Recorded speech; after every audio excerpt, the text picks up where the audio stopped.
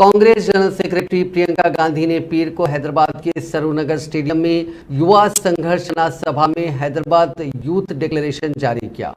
Youth declaration नौजवानों को बड़े पैमाने पर रोजगार फराहम करने और बेरोजगारी के खात्मे के वादों पर मुश्तमिल है।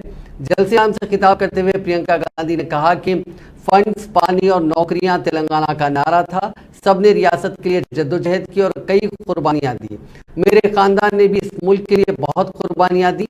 जब तेलंगाना बना तो ये वाज़ेह था कि ये रियासत अपना रास्ता खुद तलाश करेगी और अपनी ताकत से तरक्की करेगी। लेकिन नीरू निधुलू नियामकालू का ख्वाब पूरा नहीं हुआ।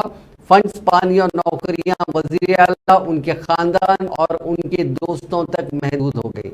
प्रियंका गांधी ने कहा कि आपने तेलंगाना के लिए एक खानदान को रियासत पर कब्जा करने के लिए नहीं लड़ाई लड़ी, आपकी लड़ाई अपने हुकूक के लिए थी। बीआरएस हुकूमत ने किसानों के कर्जे माफ करने का वादा किया लेकिन उसे पूरा नहीं किया। प्रियंका गांधी ने कहा कि पिछले 9 सालों में कई किसानों ने खुदकुशी की और कई अब भी कर्ज में डूबे हुए हैं।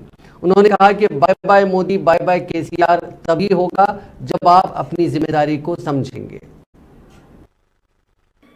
पूरे तेलंगाना का यही नारा था, नीरू निधुलू नियामकालू। पानी, फंड्स और रोजगार, यही आप सबका नारा था। इसके लिए सैकड़ों कुर्बानियां दी गई। किसान, युवा, महिलाएं, दलित, आदिवासी सब आंदोलन के नायक थे।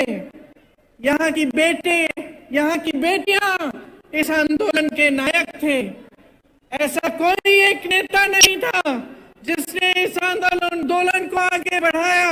ये आपका आंदोलन था, तेलंगाना की धरती के बेटे और बेटियों का आंदोलन था। उन्होंने कुर्बानियां दी, उन्होंने आंदोलन किया और इन कुर्बानियों की वजह